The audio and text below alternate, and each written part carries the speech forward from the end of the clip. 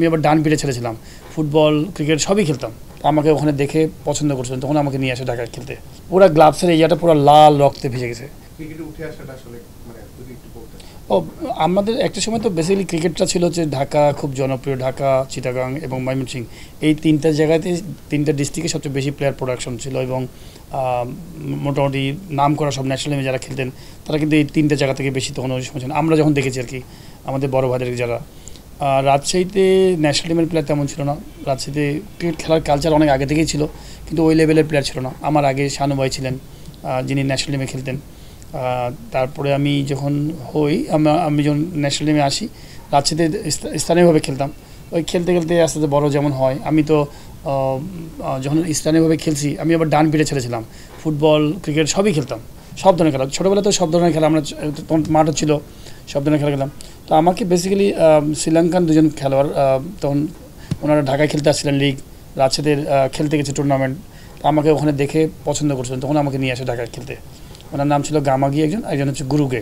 গামাগি শ্রীলঙ্কা টিমের জন্য খেলছে, জোরে বলা ছিল, তখন ওয়ারি টিমে খেলতেছে। এই তখন ঢাকায় আসা এবং তারপরে আস্তে আস্তে ঢাকায় ওয়ারি ক্লাব প্রথমে, তারপরে হচ্ছে Kalaban club, modern club, Abani club, Sujan club, এইভাবে এই কিছু ক্লাবে আমি দীর্ঘ 23 বছর খেলছি। এইভাবে উঠে আসা। কিন্তু যখন স্টার্টিংয়ে রাজশাহী ডিভিশন টিম খুব পোর ছিল, অত আমাদের প্রিমিয়ার লিগেরও প্লেয়ার ছিল না, সব ম্যাক্সিমাম কিন্তু ফার্স্ট ডিভিশন লিগ খেলতো, প্রিমিয়ার লিগের খেলা প্লেয়ার খুবই কম ছিল। তো আমার মধ্যে একটা খুব কাজ করতো, লজ্জাবোধ কাজ করতো, ইগো কাজ করতো। রাজশাহী টিমে আমি খেলি, যখন ফার্স্ট ক্লাস খেলা হতো তখন ওই যে 3 দিনের ম্যাচ হতো, তো চিটাগাংয়ের সাথে খেলতে গেলে আমরা ধরেন 2 দিনে খেলা শেষ হতো, বা ঢাকার সাথে খেলা হলে দেখা হলো 2 দিনে খেলা শেষ। তো আমাদের ম্যানেজার যারা থাকতেন তারা আগে টিকিট করে রাখতেন, যে খেলা তো শেষ হবে, রাত্রেবেলা টিকিট করে রাখতেন। তো আমার আবার খুব এগুলো আবার খুব লাগতো। হারা আমি পছন্দ করতাম না, হারবো জিনিস আমি পছন্দ না। আর যেহেতু ন্যাশনাল টিমে খেলা শুরু করেছি, তখন ভালো খেলছি, তখন উইকেট কিপার ব্যাটসম্যান হিসেবে খেলছি। তো আমি একা রিপ্রেজেন্ট করছি রাজশাহী থেকে, আর বাদবাকি সব ফার্স্ট ডিভিশন খেলে, কেউ প্রিমিয়ার ডিভিশনে কেবল আসছে। তো আমি রাজশাহীতে তখন বেশিরভাগ সময় চলে যেতাম, যখনই ছুটি পেতাম। ঢাকায় তো সারা বছর থাকতাম, আর যখনই ছুটি পেতাম রাজশাহীতে চলে যেয়ে একসাথে সব প্র্যাকটিস করতাম। আমাদের একটা সুন্দর একটা এনভায়রনমেন্ট ছিল, যে আমরা প্রায় 20-25 জন প্লেয়ার একসাথে প্র্যাকটিস করতাম, এই ফুটবল খেলতাম, সারা বছর ফুটবল খেলতাম, নকিং করতাম, প্র্যাকটিস করতে করতে আমরা একটা সময় যে দেখা হলো যে আস্তে আস্তে কিছু প্লেয়ার তৈরি হওয়া শুরু হলো এবং তারা প্রিমিয়ার লিগ খেলা শুরু করলো। রাজশাহী ডিভিশন টিম আমার মনে আছে পরপর আমরা 3বার চ্যাম্পিয়ন হলাম, 4বার চ্যাম্পিয়ন হয়েছি, 3বার চ্যাম্পিয়ন হয়েছি পরপর ফার্স্ট ক্লাসে, হ্যাট্রিক। তখন আমরা ঢাকাকে হারানো শুরু করলাম, চিটাগাংকে হারানো শুরু করা, সব তখন যেই টিমের সাথে খেলতাম আমরা আর ভয় পেতাম না। তখন আমার টিমের প্লেয়ারদের মধ্যে ওই জিনিসটা চলে আসছে, তারা তৈরি হয়ে গেছে আস্তে আস্তে করে, যে না স্পিডটা পেয়ে গেছে। এবং আপনি যখন একবার চ্যাম্পিয়ন হয়ে যাবে না, তখন কিন্তু আপনার মধ্যে কনফিডেন্সটা বিল্ড আপ হয়ে যাবে। আপনি যখন এভারেস্টে চূড়ায় উঠবেন একবার, তখন কিন্তু আপনি ছোটো ছোটো পাহাড় কিন্তু আপনার জন্য নর্মাল। তো যে কোনো প্লেয়ারদের জন্য, যে কোনো মানুষের জন্য যখন একবার তার হাইস্ট লেভেলে যাবে, তখন তোর ওই হ্যাবিটটা তৈরি হয়। তো সেইটাকে ধরে রাখার জন্য আমরা রেগুলার ট্রেনিং করতাম, অনেক হার্ডওয়ার্ক করতাম। ফিল্ডিং আমাদের সলিড টিম ছিল, সারা বছর আমরা এনার্জেটিক প্র্যাকটিস করতাম। তো ফিল্ডিং দিয়ে আমরা অনেক কাভার করে ফেলতাম, যে বিশেষ করে 4 ডে ম্যাচে স্লিপসে ক্যাচ ধরা, এই ছোটো ছোটো জিনিসগুলো আমরা অনেক ইমপ্রুভ করছিলাম। আর এভারেজ কিছু প্লেয়ার ছিল, তো সব কিছু মিলে আমরা খুবই ভালো পারফর্ম করেছিল, বেশ ভালো ভালো প্লেয়ার আসলো। এবং ওই সময় কিন্তু রাজশাহীতে 5-6 জন ন্যাশনাল টিমে খেলা শুরু করে দিল আস্তে আস্তে করে। আপনি মনে আছে কিনা জানেন, জুনায়েদ সিদ্দিকী, জহুরুল ইসলাম অমি, তারপরে শফিউল ইসলাম ন্যাশনাল টিমে আসলো, সাব্বির রহমান তার পরের দিকে আসছে, তারপরে আরও বেশ কিছু এরকম প্লেয়ার, সব নাইম ইসলাম, তখন রংপুরে এবং রাজশাহী মিলে একসাথে ছিল, নাইম ইসলাম আসলো, একসাথে 5-জন 6-জন 7-জন করে আপনি ধরেন এই ন্যাশনাল টিমে চলে আসলো।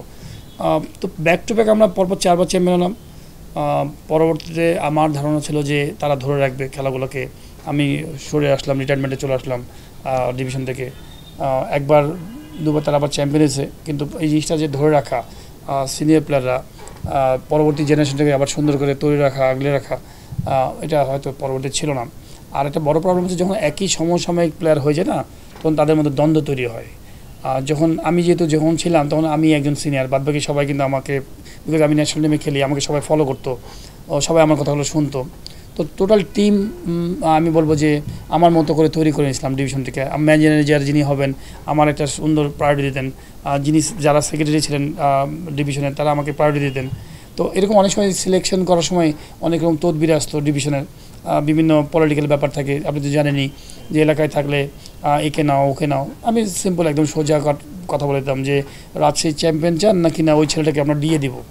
মানে একটা ছেলেকে নিব, ছেলেটা ভালো প্লেয়ার হয়তো কিন্তু টিমে আমার আসার মতো না, কিন্তু ওই ছেলেটাকে আপনি দিয়ে দিবেন নাকি না রাজশাহীর চ্যাম্পিয়ন আপনি চান, তখন আর হয়তো উনি বুঝে যেত না আমি কী চাচ্ছি। তো আমাকে অনেকেই সহায়তা করেছেন, যে যারা ম্যানেজমেন্টে ছিলেন হেল্প করেছেন, অনেক মানুষই হয়তো মন খারাপ করেছেন সিলেকশনের ব্যাপারে, আমি কোনো স্যাক্রিফাইস করি নাই, কিন্তু কিছু করার ছিল না। বাট যারা খেলেছে আমার সাথে তারা সবাই জানে যে আমি কতখানি ওই জায়গাতে ডিসিপ্লিন ছিলাম, সিলেকশন বলেন বা প্লেয়ারকে খেলানোর ব্যাপারে। আমরা মেন টিম খেলছি, রাজশাহী ডিভিশন টিম, সাথে সেকেন্ড ব্যাকআপ টিম তৈরি করে গেছিলাম। সেকেন্ড ব্যাকআপ টিম পাশের একটা মাঠে ম্যাচ খেলতো, রেগুলার ম্যাচ খেলতো, যে ওখান থেকে কেউ ভালো করলে আবার আমার টিমে ঢুকে যাবে। তো এইরকমভাবে আমরা কিন্তু প্রতিনিয়ত চলছে আমাদের প্ল্যানিংটা ছিল একদম কোয়ালিটি, যে আমরা অনেক হার্ড ট্রেনিং করতাম, ম্যাচ খেলছি, এই 15 জন ফার্স্ট ক্লাস খেলছি, কিন্তু পিছনে আরও 20-22 জন প্লেয়ারের মধ্যে ম্যাচ লাগা রেখেছি, যে ওখান থেকে আমি জানি যে 5-6টা প্লেয়ার যারা ডিভিশন টিমে খেলবে সম্ভাবনা আছে, শুধুমাত্র ওই 5-6টা প্লেয়ারের জন্যই বাইরে ম্যাচ চলছে, যারা অন্য মাঠে ম্যাচ খেলছে ওদের শুধু জাস্ট দেখার জন্য, যে সুযোগ পেলেই আমরা এই টিম আবার নিব, ওরা একটু রেডি হয়ে গেলে। এইভাবে অনেক প্লেয়ার আসছে, পরবর্তীতে দেখবেন যে আপনি অনেক প্লেয়ারই আসছে, তৈরি হয়েছে। বাট ওই ধারাটা আলটিমেটলি রাজশাহী বা বিভাগ থেকে হারিয়ে গেছে বা জেলা থেকে হারিয়ে গেছে। বাট একটা সময় অনেক প্লেয়ার প্রোডাকশন হচ্ছিল সুন্দর। আন্ডার 19 এ থাকতে আপনি বড় ছক্কা আগাতেন, জাতীয় দল আসছেন তখন সিঙ্গেলের পিছনে ছুটছেন, এই যে পরিবর্তনটা সেটা আসলে কারণ? আপনি তো ভাই আমার হিস্ট্রি বেশ ভালোই ঘটেছেন আমার কাছে মনে হয়। না, এটা একটা বড় মূলত কারণ, আমি যখন এজ লেভেলে খেলতাম আমি খুব পজিটিভ প্লেয়ারই ছিলাম। আমার মনে আছে যখন আমি ন্যাশনাল টিমে চলে আসলাম, ন্যাশনাল টিমের আর্লি স্টেজেও আমি কিন্তু ভালোই খেলতাম, মানে এবং 4 ছক্কা আমি বলবো যে ডোমেস্টিক লিগেও কিন্তু প্রথম দিকে আমি অনেক ফাস্ট খেলতাম, বল টু বল খেলতাম, এবং রানিং বিডিংটা খুব ভালো, সুইপ খুব ভালো খেলতাম। কিন্তু প্রবলেম ছিল যখন আমরা টেস্ট এরিনায় চলে আসলাম, টেস্ট এরিনায় এসে আপনার খেয়াল আছে যে আমরা 2000 সালে যখন টেস্ট এরিনায় পেলাম এবং আসার পরে বড় বড় টিমগুলোর সাথে আমরা খেলা শুরু করলাম। প্রথমে দেখা গেলো যে 4 উইকেট পড়ে গেছে, 30 রানে 4 উইকেট, 35 রানে 5 উইকেট, 25 রানে 4 উইকেট 5 উইকেট। তখন পাইলট রেডি হওয়া প্যাট পড়ো। আমি যে তখন হয়তো ব্যাটিংয়ে যেয়ে দেখা হলো যে ওই কত বল ছাড়া যায়, এই ছেড়ে ছেড়ে ছেড়ে বোলারকে টায়ার্ড করা, কী করে 70 বল 50 বল 100 বল খেলা যায়, একটা মান সম্মান জায়গায় পৌঁছানো যায়, এই চিন্তাটা করতাম। এবং নিজের কাছে বিবেক লাগতো না এই সময় তো শর্টস খেলা যাবে না, ছেড়ে ছেড়ে খেলো, একটা মান সম্মানজনক স্কোরে পৌঁছাতে হবে টিমের এবং নিজেরও রান হবে। এই করতে করতে হয়তো দেখা গেলো যে বল ছাড়তে যেতে একটা ডিফেন্সিভ বোর্ডে চলে গেলাম, এবং দেখা গেলো যে একটা হ্যাবিটে যে দাঁড়িয়ে গেলো যে না আমি শুধু বল ছাড়তে খুব ভালো পারতাম। পরবর্তীতে দেখা গেলো যে আমি সাউথ আফ্রিকা বলেন, অস্ট্রেলিয়া বলেন, অনেক ওপেনার আছে আমার মনে আছে যে ওখানে যে হয়তো বলছে যে উইকেট দেখে ঘাস দেখে বলছে যে ওপেনিং ব্যাটিং করবে না, এরকম অনেক সময় গেছি আমি দেখেছি। কিন্তু আমি ওপেনিং নেমে গেছি, আমাকে কোচ বলছে তুমি ওপেনিং করবো, আমি বলছি হ্যাঁ কোনো সমস্যা নেই। আমি ভালো বল ছাড়তাম, মানে বাউন্সার মারলেই কারণ যত জোরে বোলারই বল করুক আমাকে বাউন্সার মারলে আমি আসলে ডাক করতে পারতাম সুন্দর। তো এই আমার ভয় কখনো কাজ করতো না, যে মাঠে যে আউট হয়ে যাবো এইটা কাজ আমার কখনো করতো না। বল ছাড়তে পারবো এটা আমার খুব ইয়ে ছিল। তো বিভিন্ন জায়গায় এরকমভাবে আমি হয়েছে। আমার মনে আছে একবার যে অস্ট্রেলিয়াতে খেলতে গেছি আমরা, ওয়ানডে টেস্ট এবং ওয়ানডে খেলা, ব্রেডলি বল করছে অপোনেন্টে। আর আমরা যে যুগে খেলেছি ওই যুগে কিন্তু প্রত্যেকটা টিমই কিন্তু কোয়ালিটি টিম ছিল। আপনি যদি দেখেন তখন প্রত্যেকটা টিম কোয়ালিটি টিম ছিল। জিম্বাবুয়ের টিম যদি দেখেন, Heath Streak, Blignaut, Andy Flower, Grant Flower যা আছে ওয়ার্ল্ড ক্লাস প্লেয়ার, তখন তারা পাকিস্তানে এসে পাকিস্তানকে হারিয়ে গেছে। ওই টিম তখন জিম্বাবুয়ের টিম। তারপর যদি আপনি চিন্তা করেন যে তখন শ্রীলঙ্কা টিমের কথা চিন্তা করেন, কী বলে ডিসিলভা, রানাতুঙ্গা, মানে সব জয়সূরিয়া, সব কোয়ালিটি প্লেয়ার। তো আপনি কি মানে আতাপত, মানে জামিন্দা বাস, মুরলীধরন, সব কিছু কোয়ালিটি। ইন্ডিয়া টিম যদি দেখেন, সচিন তেন্ডুলকর, সৌরভ গাঙ্গুলি, রাহুল দ্রাবিড়, সব। তারপরে পাকিস্তান টিমে যদি আপনি ফাস্ট বোলিং দেখেন, ওয়াসিম আকরাম, ওয়াকার ইউনুস, আকিব জাভেদ, সব, শোয়েব আখতার, সব, সাকলাইন মোস্তাক, সাইদ আনোয়ার, ইনজামুল হক, আজহার মাহমুদ, তো তারপরে আব্দুর রাজ্জাক, সব কোয়ালিটি টিম ছিলেন। তো একবার আমি অস্ট্রেলিয়া খেলতে গেছি, আমার কাছে আমার মনে আছে যে ব্যাটিং করছি অস্ট্রেলিয়া ওয়ানডেতে, তো শর্ট অফ লেন্থ বল করছে, ব্রেডলি বল করছে। তো আমার বলটা জাস্ট এসে আমি যখন ব্যাক ফুটে আমি জাস্ট ডিফেন্স করছি, ঠিক আমার আঙ্গুলে এইখানে লাগছে, এইখানে এইখানে লাগছে, এইখানে এরকম করছি, এরকম লাগছে। লাগার সাথে আমি বুঝছি যে কিছু একটা হয়েছে। তো আমি সাথে বলটা ড্রেড হওয়ার পর আমি হাতে তাকায় দেখি পুরো গ্লাভসের এরিয়াটা পুরো লাল রক্তে ভিজে গেছে। তাড়াতাড়ি আমি খুলছি, দেখি যে এই নোকটা উল্টে গেছে, এই নোকটা পুরোটাই উল্টা।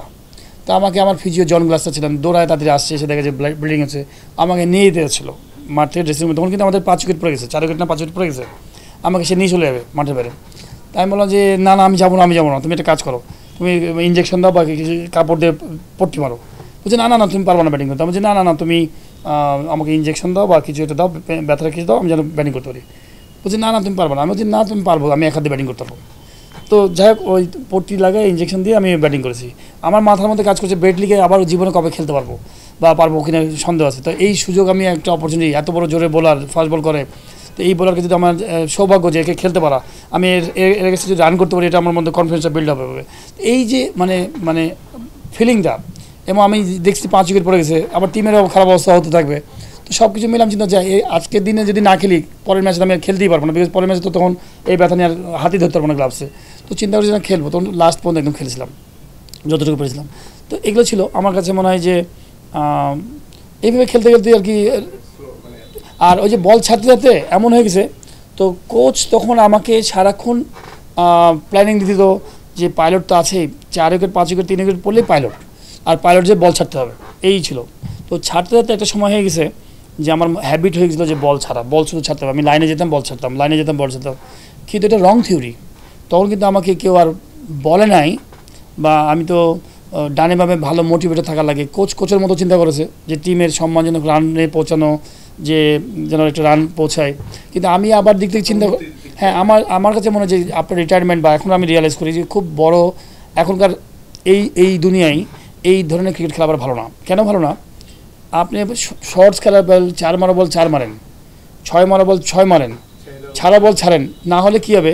আপনি ছাড়া বল ছাড়ছেন এবং ভালো বলও ছেড়ে দিচ্ছেন। বোলার তো তখন আপনার ডমিনেট করতে থাকছে, বোলার আপনাকে কিন্তু আপনি পেয়ে বসবে। তখন আপনাকে খারাপ বলও আমি মারছি না, তখন বোলার আপনাকে পেয়ে বসবে, বল করতে চাচ্ছে, একটা ভালো বল হয়ে যাবে, আপনি খুচুত করে আস্তে করে আউট হয়ে যাবেন, শেষ। আপনি রানও করলেন না, টিমেরও রান হলো না। কিন্তু খারাপ বল যদি থাকে সেই বলটা রান করে ভালো, খারাপ বলকে কোনো দিন আপনি মিস করবেন না।